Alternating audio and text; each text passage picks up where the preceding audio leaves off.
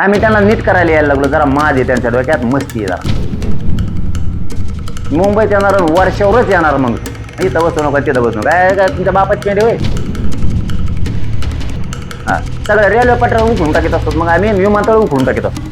होऊ दिस तुला, तू माझच उतरायचंच ना एकदा. सत्तेचं शहाणपण जे चलत नाही म्हणतात ना, तुम्हाला सांगतो मराठ्या पुढे शहाणपणच चलत नाही. तुम्ही तळपू नका बरं का. तुम्हाला सांगतो फडणवीस नाद लागू नका बरं का. माझ्या जिंकूनच माघारी यायचं. आता पुन्हा माघारी थोबाड दाखायचं नाही.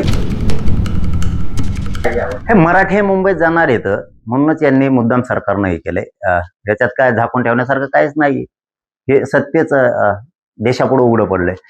परंतु सरकार विरोधात रोष याच्याच मुळे जातो. याचं कारणच खरं आहे की लोकांनी यांना सत्तेवरती बसवलंय, मराठ्यांनी यांना सत्तेवरती बसवलंय आणि त्याच मराठ्यांना मुंबईत गोरगरिबांना येण्यापासून रोखणं म्हणजेच रोष वाढण्याचं कारण फक्त सरकार आहे. म्हणजे कायदा हातात आम्ही देतोय, तुमच्या सत्ता आम्ही तुमच्या हातात देतोय आणि तुम्ही त्याचा गैरवापर करताय. अरे लोक तुम्हाला निवडून याच्यासाठी देतात की कसल्याही परिस्थितीत आपण जर मुंबईला कुठे गेलो तर आपले माणसं, आपलं सरकार बसले तिथं, आपले फडणवीस, आपले शिंदे, आपले दादा बसलेत तिथं, म्हणून लोक जातात. जे आपले म्हणून बसले तेच आपल्याला मुंबईत येऊ नको म्हणतात. म्हणजे ही खूप मोठी दहशत झाली, ही दादागिरी झाली सरकारची आणि चालत नसती. आम्ही मोजित नसतो आणि आम्ही ऐकत नसतो. कायद्याचा सन्मान करतो का आम्ही? तर हो, आम्ही करतोय. आम्ही तुम्हाला अर्ज दिलाय परवानगीचा. तुम्ही परवानगी द्या, नाही तर नका देऊ. याचा अर्थ नाही दिली तुम्ही तर कायद्याचा सन्मान तुम्हीच करत नाहीत. मी जात असतो, ठरलं आमचं मुंबईला यायचं, मी जाणार, रात्रंदिवस बसणार. तुम्ही काय शिजून देणार नाहीत का भाकरी खाऊन देणार नाहीत ते आम्ही बघणार आणि तुम्ही कसे मुंबईत अडवतो ते बी आम्ही बघतो. दादा, विषय असा आहे की मुंबईतील वाहतुकीत अडथळा नको म्हणून हे नियम लागू केलेले आहे. अडथळा नको तर आमचे प्रश्न सोडवा. तुम्हाला प्रश्न सोडवायचे नाही, सत्तेत मराठ्यांकडून बसवायचं, गोरगरिबांचं वाटोळं पण करायचं आणि अडथळ्यात काय संबंध आहे? मुंबईतल्या बांधवांनी समजून घ्या, आमच्यामुळे तुम्हाला त्रास होईल का? तर एखाद्या दिवस नक्की होईल. आम्हाला 10-15 दिवस सांभाळून घ्या. तुम्ही पण काय तिथं सुखी नाहीये. आम्हाला सुख नाही म्हणून आमच्या मागण्यासाठी आमच्या लेकरा बाळात कल्याण व्हावं म्हणून मुंबईत येतोय. जर आमच्यामुळे तुम्हाला 10-15 दिवस त्रास झाला तर होऊ द्या, सहन करा. आम्ही पण तुमचेच आहेत, आम्ही का लोकांचे नाही आहेत. मुंबईत कोणी सुखी नाहीये, ना व्यावसायिक सुखी आहे, ना तिथं आगरीकुळी सुखी आहे, ना मासेमारी करणारा सुखी आहे, ना तिथला कोणचाच समाज सुखी नाही तिथं.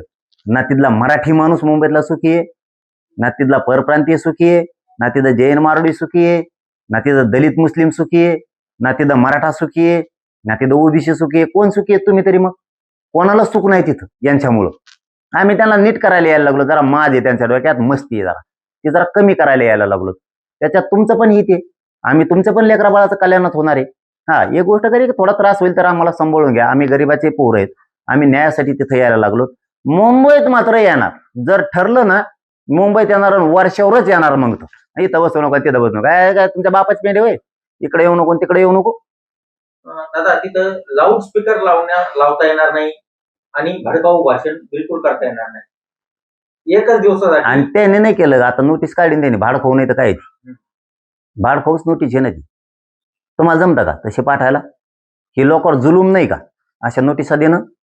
असा आदेश काढणं की मुंबईत येऊ नका, लाऊडस्पीकरच लावू नका आणि भाजी भाकरी करून खाऊ नका. मग काय खातू? दगड खातू किती झाले समुद्रात टाकलेली? वाळू खातोय समुद्रात, काय खातू? भाकरी तुकडे तर खावा लागते ना करून. तुम्ही तर देत नाहीत लोकाला. म्हणा हे करू नको ते करू नको. मराठी सगळं करीत असतात आणि यावेळेस मराठी मागे येत बी नसते, येत नसतात. मला पुरा निर्णायक आंदोलन करायचंय. जर मुंबई ठरली तर माघारी येत नसतो. आणि कसे आडवे येतात, तुम्ही एकदा आमच्यावर हल्ला केलेला आहे, रक्ताचा चिखल केलेला आहे, फडणवीस डबल नादात पडायचं नाही बरं का या. आता आम्ही सावध आहेत हे ध्यानात ठेवायचं. आणि तुमच्यावर सगळ्याचा राग आहे. मग दलित मुस्लिमापासून शेतकऱ्यापासून सगळे व्यावसायिक वर्ग, व्यापारी वर्ग, नोकरदार वर्ग सगळे चिडलेले आहेत तुमच्यावर, हे ध्यानात ठेवा. मग तुम्ही दक्षिण मुंबई वगळता, आझाद मैदान वगळता इतर कुठेही तुम्हाला आंदोलन, निदर्शनं, धरणं काहीच तुम्ही करू नका म्हणल्यावर आम्ही मग कुठं करीत असतो? बुळखंडात करीत असतो. मग आम्ही मग तर कुठं करीत असतो? दादागिरी करायची नाही. आम्ही आझाद मैदानला करणार, शिवाजी पार्कला करणार, वर्षा पुढे बी करणार, सगळ्या दुनियात करणार आम्ही. हा, कुठं जिथं आम्हाला रोड दिसणार आम्ही तिथं करणार. तू काय करणार तर बघू त्या टायमाला. आम्ही मग रेल्वे बी नाही फिरून देणार, तुमच्या विमानं नाही उडून देणार. हा, सगळ्या रेल्वे पटऱ्या उखडून टाकीत असतात. मग आम्ही विमानतळ उखडून टाकीत असतो. होऊ दिस तुला, तू माझंच उतरायचंच ना एकदा. आम्ही सज्ज होणार आहेत. मग तुम्ही लोकांना वेटीस करून धरता रे. कशामुळे लोकांना तळपिता विनाकारण? आमचंच आरक्षण आमचंच रद्द करता. कशाला तळतळाट घेता लोकांचा? आणि मुंबईत येऊ नका. लोकांनी कसा झक मारायला मतदान केलं होय तुम्हाला?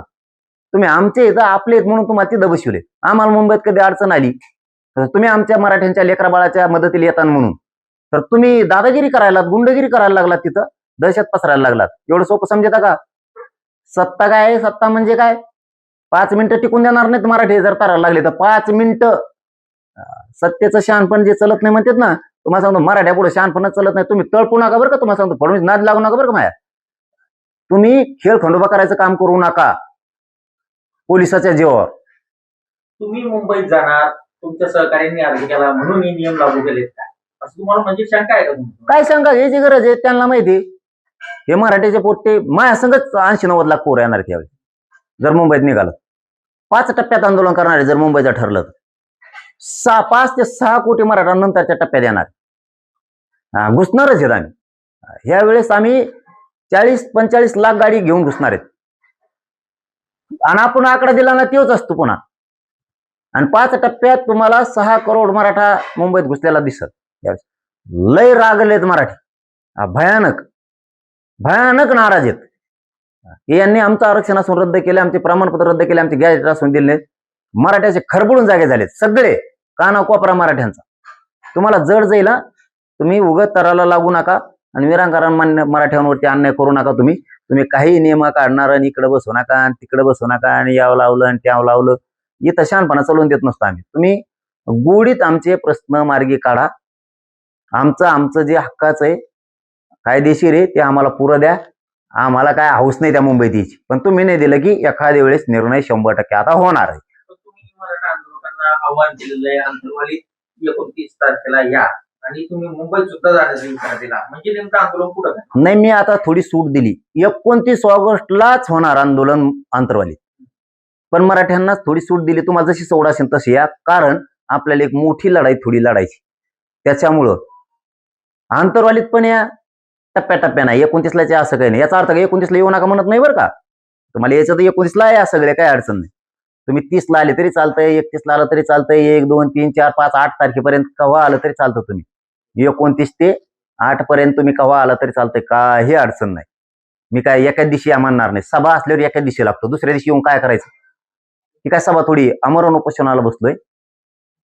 रोज टप्प्याटप्प्यात तुम्ही आले तरी चालतंय. तुम्ही एका दिवशी आलं तरी चालतंय. पण 2दा सज्ज राहायचं आता. 2दा. एकदा 29 ऑगस्टला अंतरवालीकडं आणि मुंबईची तारीख जर ठरली ना भाऊ, हाय तेव्हा हलकीक मारायची. हाय त्या जिंकूनच माघारी यायचं. आता पुन्हा माघारी थोबाड दाखायचं नाही.